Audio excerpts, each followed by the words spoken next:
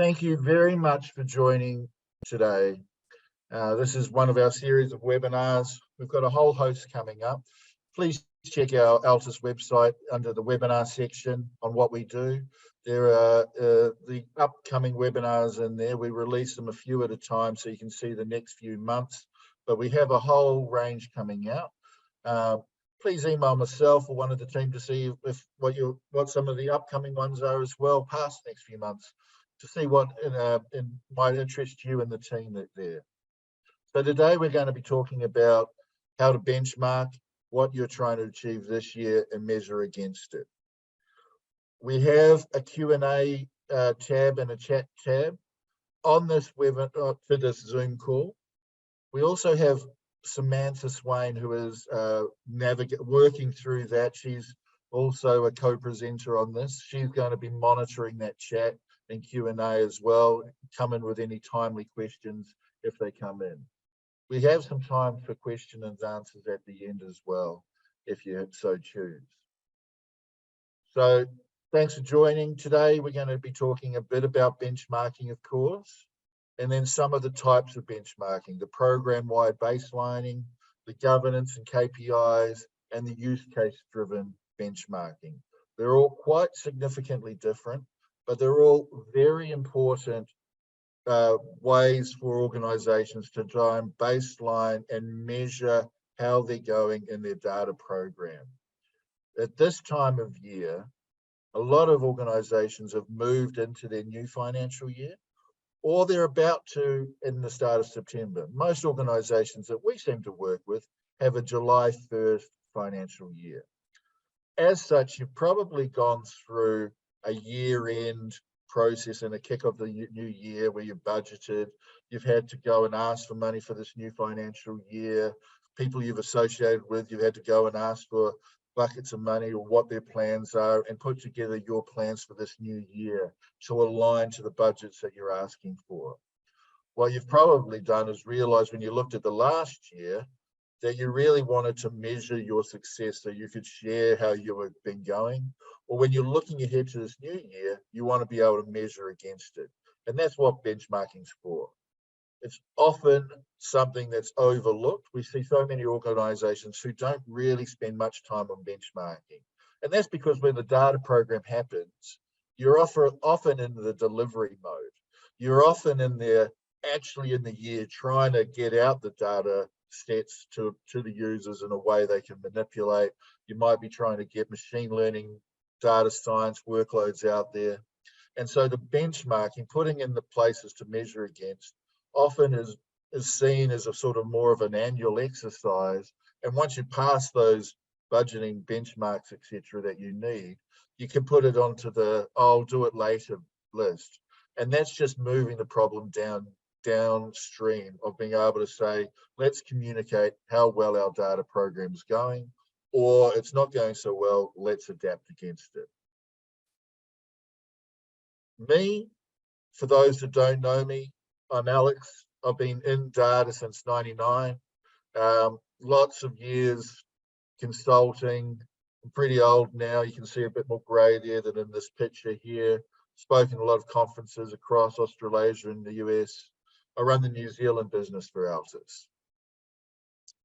I am happy there in that picture because I am able to go away and do something like last night where I went with my family to the Women's World Cup, Italy versus Argentina. That's a picture of our family. This is me up here in the corner. This is my son and his girlfriend there. We were on TV, just a little humble brag being on TV. But more, I was able to go to this game at the end of July with a smile on my face because I knew the success of where our data program was going. Being able to have that comfort of knowing where you're going and how you're progressing and being able to adapt to things as you go really allows you to then free up your mind and your ability to work on other things and delegate. Benchmarking is a crucial thing.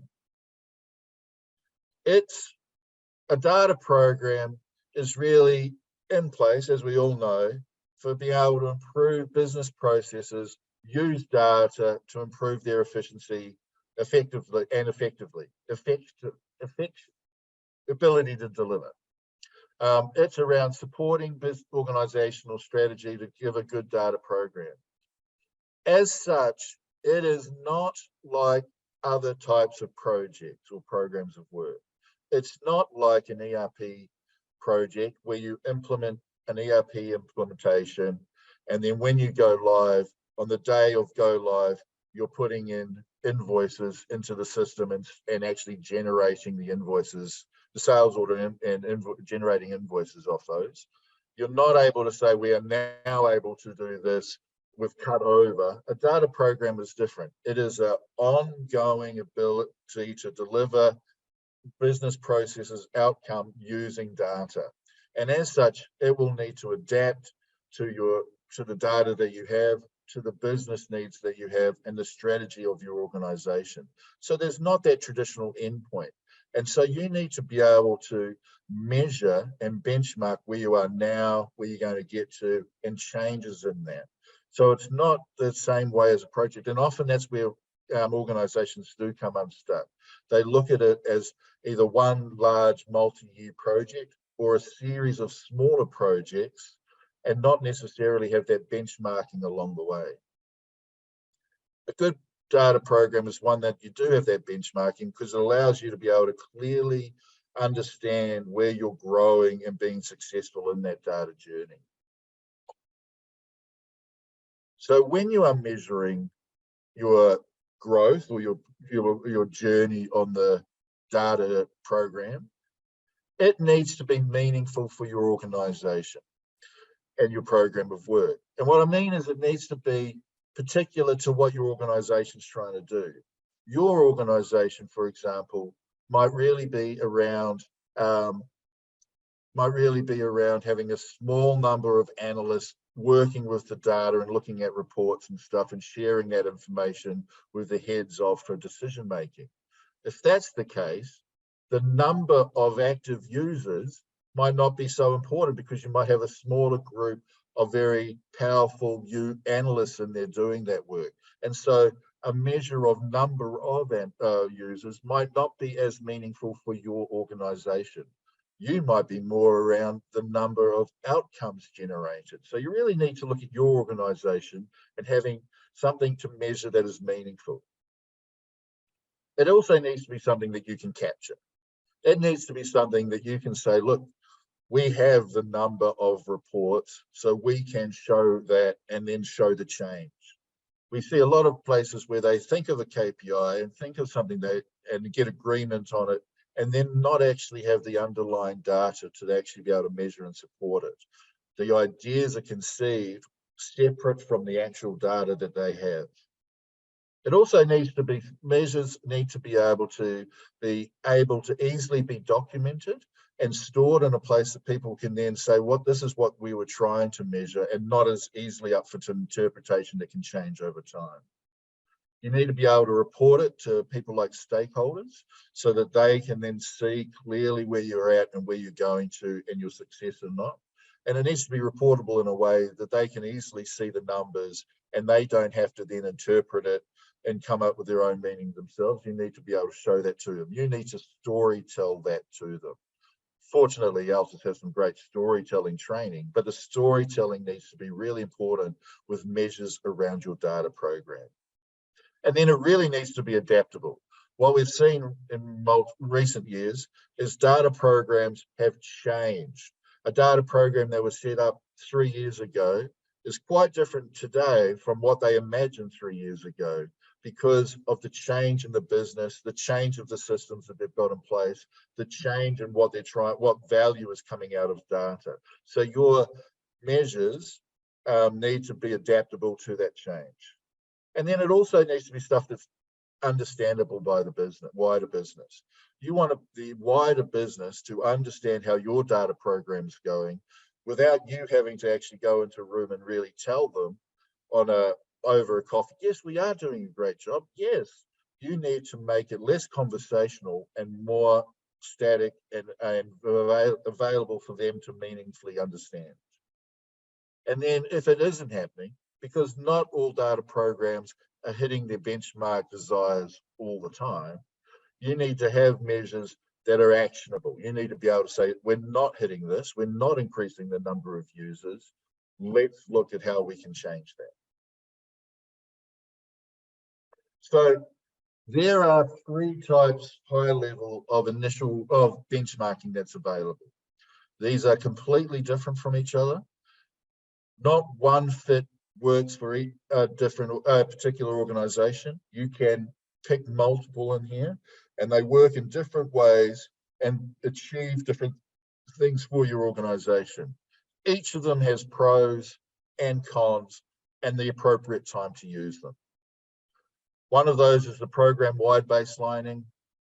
Another is KPIs, and then use case-driven benchmarking.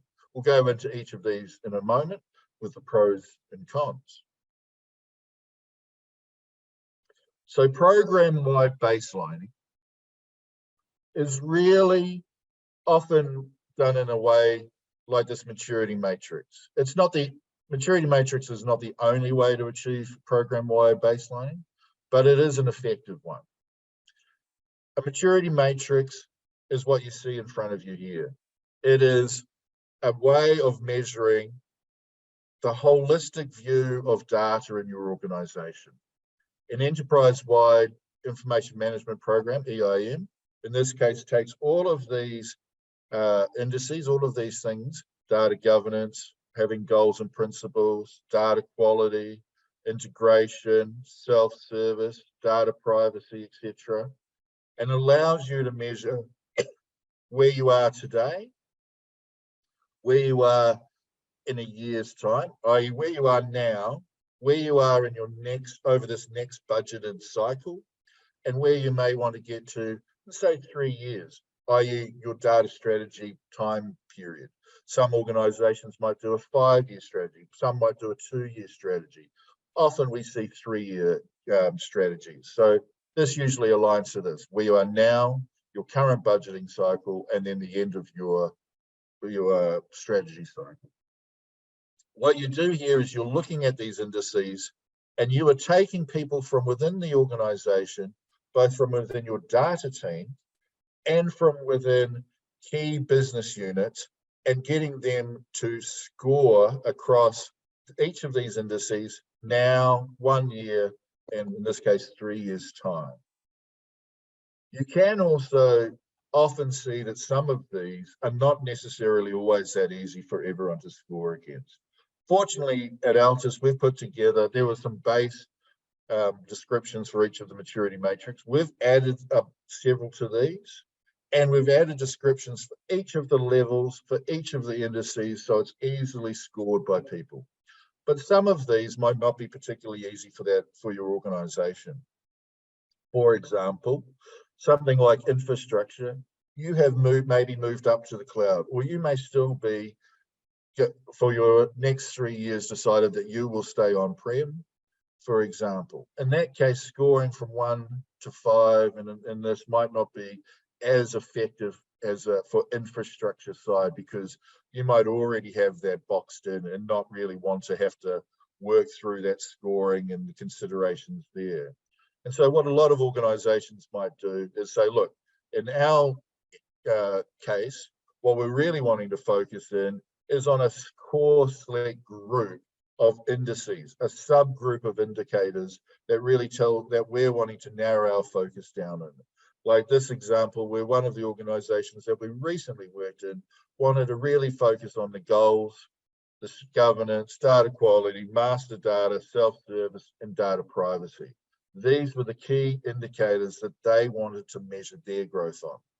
They looked at who they wanted to bring into the conversation. They then went to a group of users, some from the data team, who have nicely changed to user A, B, C to preserve the innocence of the innocents. And then key users within the business units that you want to consistently use. This is a very easily replicatable system. You go and get a group of users, it's the same users each time. They come into a meeting, they use a scoring sheet that we provide, and they easily say, okay, this across these indicators, this is where we are at the moment, where we want to get to. You combine those scores together, where you can then see variations amongst the team. You can see why, you can then dig for certain users, why did you score higher? Why did you score lower? What were the reasons? It opens up a easy and obviously powerful discussion that you can have with people as to why there are differences in what they think now is and where they want to get to. It might be that they may have some other side projects that are going to lift your scoring that you didn't know about. It may be that there's some constraints that you also didn't know about that this then brings to the surface as an easy discussion point. You can go through the scoring and do this process within a matter of hours and have it there. Often organizations are doing this annually, every 6 months, even quarterly sometimes, as a means of being able to replicate this system of being able to score and feel consistent about where you're getting to and why. You also, for each of those indicators, can put together, we've got a core set at Altus that we can provide, but you can also customize to yours and what you've already tried, etc. For each of those indicators, a series of tactics that you could roll out that would support growth from where you are to the next scoring out, etc., in that next year or 3-year cycle. And then you can review when you do that rescoring, if it's already been tried, yes or no, if it's a higher or lower priority within your business goals, and what you've actually tried and how far you've implemented it as a way of measuring the tactics to your actually scoring benchmarking. This program-wide baseline as a way of measuring your benchmarking is a powerful way. Pros, super easy to run, it's pretty quick, so you don't have to go have any real setup work in advance. You don't have to have done a whole lot of baselining of creating data sets in advance or going out and scoping things, etc. beforehand. You can bring a group of your team together right tomorrow. We could come out and help you, or you could do this yourself tomorrow very quickly and actually get those scores and baseline, etc. very quickly. And it can be rerun at any time as well. If something happens in your business, a transformational thing happens for your business, you can quickly go and do this again and adapt that to your business, your data program. So it's a very adaptable process as well. And then it's very easily displayed and communicated from. You can go back very quickly to these scorings, and it's easy to communicate which areas are the ones that you want to focus in, why you're getting to there, and the tactics that you're using to achieve that. The downside of this type of benchmarking is it is more interpretive. It is less fixed on actual facts and data points. It is more interpretive up to the viewpoints of the people surveyed, which is one of the reasons that you don't change the people you're surveying each time you do it. It has to be consistent, but it is still interpretive and it is still quite high level. When you get down to a particular indicator, it's the devil in the detail that sometimes is the difference. And so this approach doesn't quite get down to that detailed level, but it is still a very powerful, adaptable, easy to do part of your baseline program, and certainly very powerful for a lot of organizations. KPIs. Now, this is what a lot of organizations think of when they think of benchmarking. KPIs are a powerful thing, key performance indicators. They're a way of having some actual measures there that you can put into reports, that you can put into stakeholder packs and board packs, etc., that say where you're going and how you're going. When you look at KPIs, obviously you need to have some level of, is this something that we can measure, either automatically, i.e. pulled from your data sets and actually can be reported up, i.e. if you're using Power BI, for example, do we have something that is recording how many reports we have and how much usage there is of those, for example. If not something automatically, then manually, sometimes you can create them. We want to capture how many reports we have. We don't have that information now, but we can go and actually count them, for example. So we could manually input that into a table for the next few months until we create the extract that's going to populate that KPI automatically. It needs to be accurate enough to be meaningful, i.e. if you are doing something like data quality is something that's quite hard to have a metric that actually measures exactly your data quality, because certain tables are different from other tables, fields are different, quality is tricky to gauge. So it needs to be, if you're going to have a data quality one, it might be tricky to be accurate on that. So you have to consider that in there. And it also needs to be something that you can create tactics around and actions if you're not achieving, i.e. number of users. If it is number of active users, that can be good, because you can create then tactics to then try to see if you improve the number of users. Create training, see if that rolls that out, see if that improves the number of users, for example. And then they need to be meaningful by tying into your strategy. So you can see we're trying to achieve this. Our strategy as the data program is this, i.e. to increase the number of outcomes, for example, number of users. So the KPIs need to work towards those strategies. But the most important thing often is that you need to have governance around it, governance groups that are looking at these KPIs and then doing something about it. KPIs without a group looking at them are just measures that sit on a report, and it's like as if the tree in the forest hasn't made any sound if no one's there to hear it. If a KPI report is not actually being used or discussed, is it actually a report, or is it just a URL in an email? KPIs and the types of KPIs are really important, as I said. Often for benchmarking, numerical numbers of ones are a great place to start. The number of power analysts that we have, the number of data sets or number of reports, the number of certified gold standard level reports, number of actionable insights or active users, or initiatives on track, etc. Sometimes ones which are a little bit more, what is our life cycle around, number of archived reports, i.e. are we cleaning up the reports that aren't being used, etc. Those number ofs are much more easily considered as a good place to start to benchmark from, because you can then say the growth of these things is something that you can work for on your data program. When you look at KPIs within a framework, especially for a governance side of things, they're really important to think about what that KPI is trying to achieve at a higher level. Are they measuring the foundations of our data program, making sure we've got everything core in place?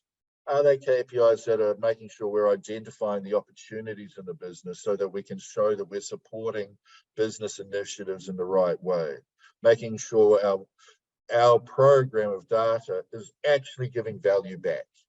It's all well to have solid foundations, but if we're not giving the business the outcomes, then it's probably not that effective. Then we want to make sure that it's stickability, make sure that it is something that is not just put in place and then people, are they using it or not, we're not sure. We want to make sure we understand that people are using it, continuing to use it, and growing that usage. And then we're making sure that there's the challenges, and there's always some challenges to overcome. You know, we have illiterate data people in the organization, or we don't have people who have the right technologies, etc. We want to make sure that we are measuring, are we able to overcome those challenges? So make sure you're looking at these, and these are these different areas with your KPIs, because these are the things you want to benchmark against. It's not just growth, but it's making sure that the foundations, the number of business opportunities, the stickability, and the challenges are being overcome. So the pros of this, because they're more granular, they are once you've got them in place, they're very much yes or no, growth, yes, we're doing great, we're hitting these numbers. They're much less up to interpretation, and they're much more solidified as where you are in the ground. They're quite easy to communicate in terms of, if you have a number of users and it's growing 15%, the story can be told by itself, can be very easily communicated. Still up to the storytelling around the report you build on it, but you've got the base there to be able to storytell off it. And it can be quite adaptable to showcase impact from tactics changing to a certain degree. For example, if you're looking at the number of users growing, and then you have a change in where you're focusing your data program from one business unit to another, if that then slows the number of users who are growing on the platform, you know that is impacted, and you can adapt off that. The cons is, of course, that it can be more difficult and time consuming to actually capture that data. You have to have that data there. We have to have people who go collate that data and put it into a data set. That's more time consuming, takes more time to get the governance groups together and for them to agree on what data and what things they need to be able to govern effectively. There's much more that needs to go in ahead of time to really make this a powerful framework. But once it really is the most powerful framework. It just needs a lot more thought and planning. Fortunately, at Altus, we have a lot of work that we've put in to be able to put this together and support you in putting in this governance framework and the KPIs that will allow you to have a robust, powerful KPI framework that works towards your strategic objectives. And then the third type is this use case driven type. Now, this can be the most powerful in terms of communicating and change management. Use cases are the emotive engine of your data program. When I look back at my career and look back at the things that I am most proud of, when I get out of bed and say, what am I excited to have achieved and what I want to achieve, it is less about a specific report. There was a report I built in '98 that was pretty sexy, but I do not tell someone over a barbecue about that use case. I tell about that report. I tell them about the actual stories of the use cases that we were able to achieve over the years for our customers. The number of actual things that have got the customers to go, wow, you've helped us do that. These are the use cases inside an organization. These are the things that really drive the passionate, emotive storytelling that allows you to really drive the success of your data program. Oops, sorry. So this can be the most powerful emotive tool you've got in your belt. It gives you the best stories. Stories, in the end, that is where the human comes into data. The human voice of data is in use case storytelling. It gives you a better buy-in from stakeholders. Stakeholders who control budgets and control initiatives and energy are going to be more easily leveraged if you have great stories to tell. And that obviously will then open up more funding opportunities for you. Often it can start with a pretty simple setup. You can have people out in the business areas, the business units, and your data team can go talk to them and collect how many use cases have you been able to achieve this month or this time period. You can collect those. What were those outcomes? What can you give us a description? Who are the stakeholders? And what was the strategy that you were trying to achieve? Collate those together and store those into a table. It's much more manual at the start, and you can collect those. Over time, you can tie those into your actual project delivery framework so that you can say, as part of your project, a business project, not a data project, we need to tie in a data element to your project so that we can capture what that was happening. So then when on the other side, we can capture the data use case outcomes. That is part of a good project delivery, something that Altus really excels at, and we've got in as part of our project delivery framework. Come talk to us about it, of course.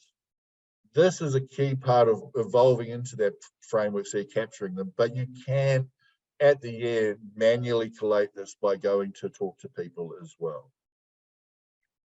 This, which I've borrowed from one of our friends in the community, is really how outcomes are actually derived.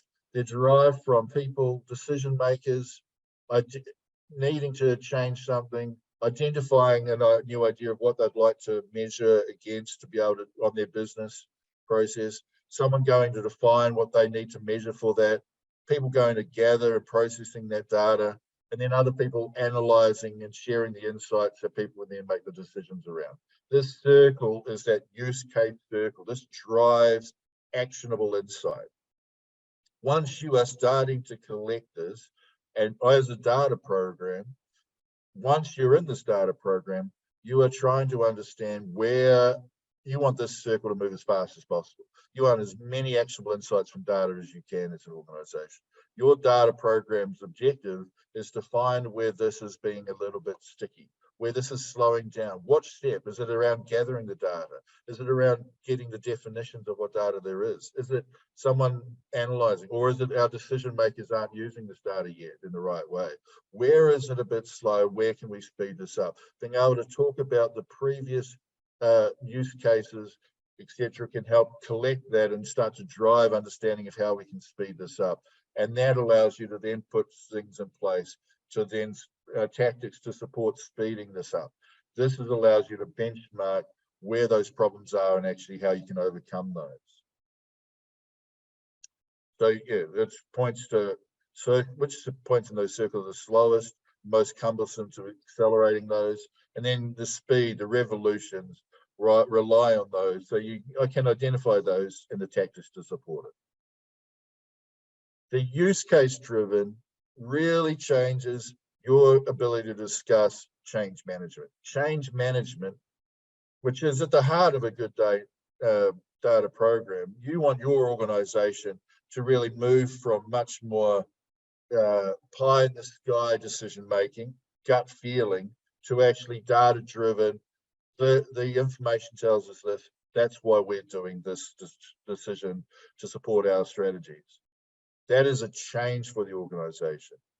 Just use case driven benchmarking and measuring allows you to help with that change management, being able to really be able to enlist the core stakeholders, being able to envisage those opportunities and being able to motivate them in a much clearer way than necessarily the benchmarking or the maturity matrix approach. So this is the most powerful for that organizational change management, which over time is the most important part of a successful data program.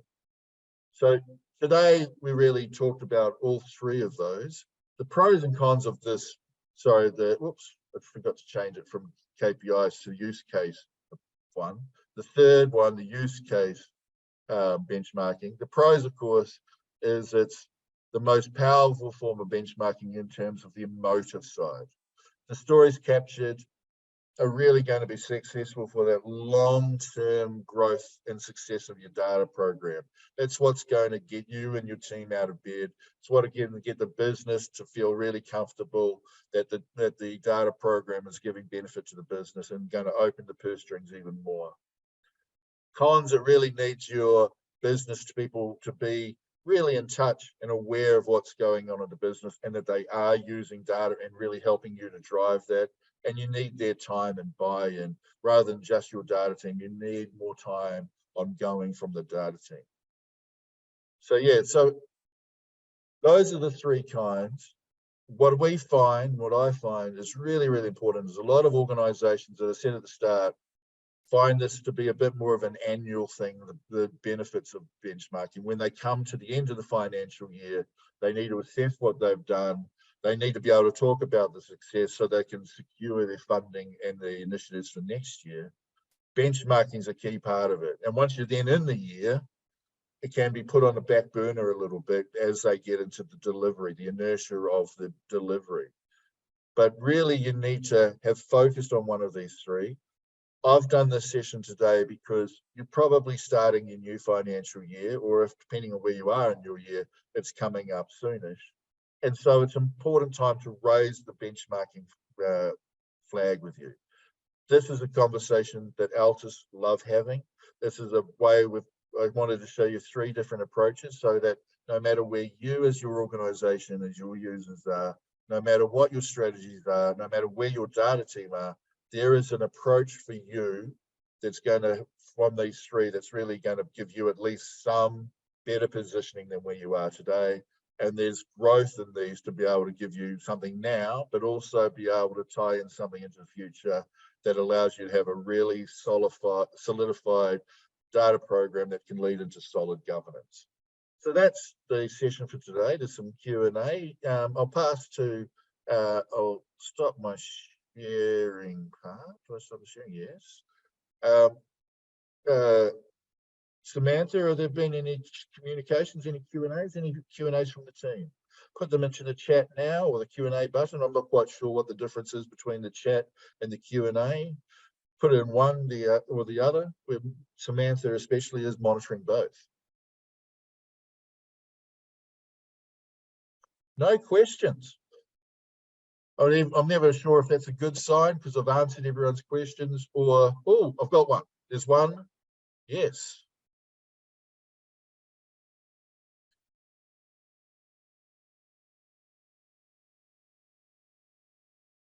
What is the best tool of choice for reporting? Yeah. That's a good call. So if you're using something like the best tool actually is whatever tool you're already using for the rest of your data program. So if, for example, you're using Power BI for some of your reporting, then benchmarking type reporting should definitely go within that same Power BI framework. If you're still using Excel, which all organizations are using that, and you're not using another separate reporting tool, you can still put it in Excel, but you should be consistent with the reporting that you're doing for your analytics side of things. You want it to be consistent so that you're still using the same skills of them and it fits within that same framework. So that's an important thing.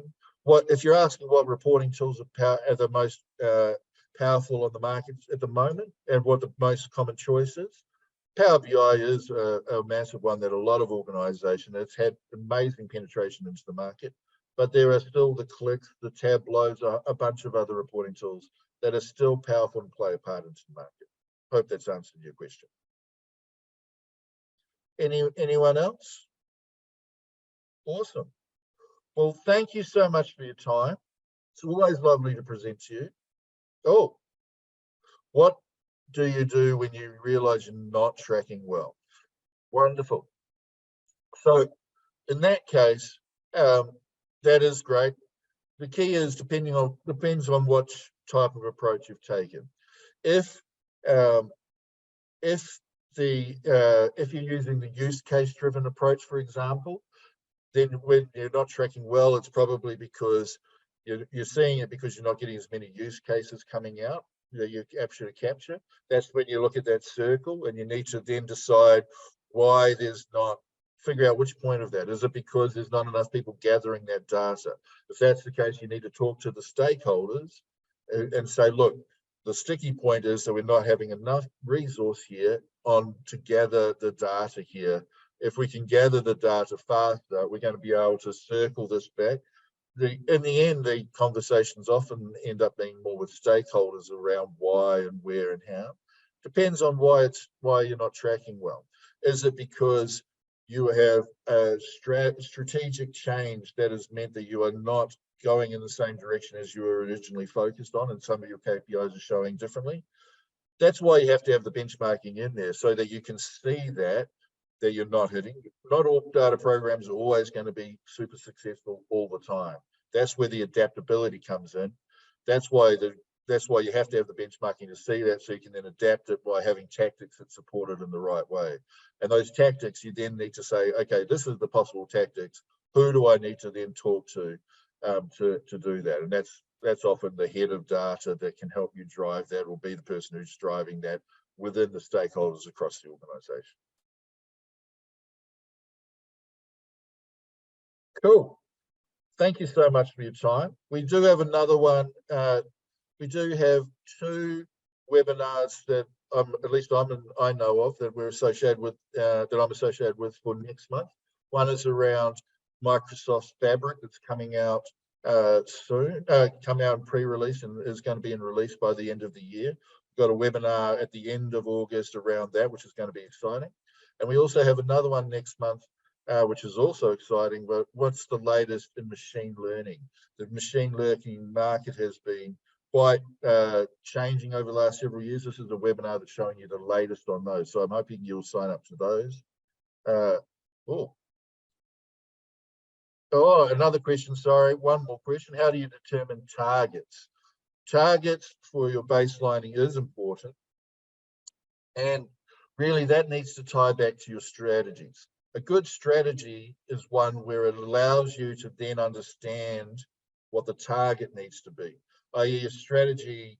So if you had a strategy that says we need to grow, that's one thing. But if you need to grow 15%, that allows you, that is a much more powerful strategy. A strategy of growth, yeah, that's interesting, but it doesn't really give you, that doesn't give you enough context as what growth is. A strategy needs to be something that inherently gives you a target of nature, and then your benchmarking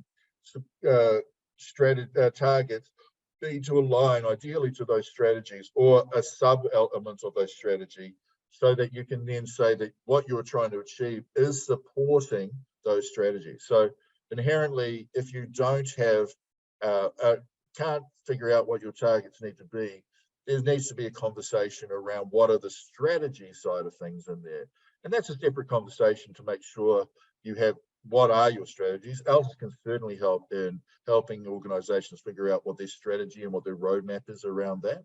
That is a powerful thing to do. And benchmarking then is around how to then help support making sure we are working towards that and ongoing doing that. Cool. Thank you so much, everybody, for your time. Have a lovely day. You get 16 minutes back, and enjoy the rest of your day. Thank you.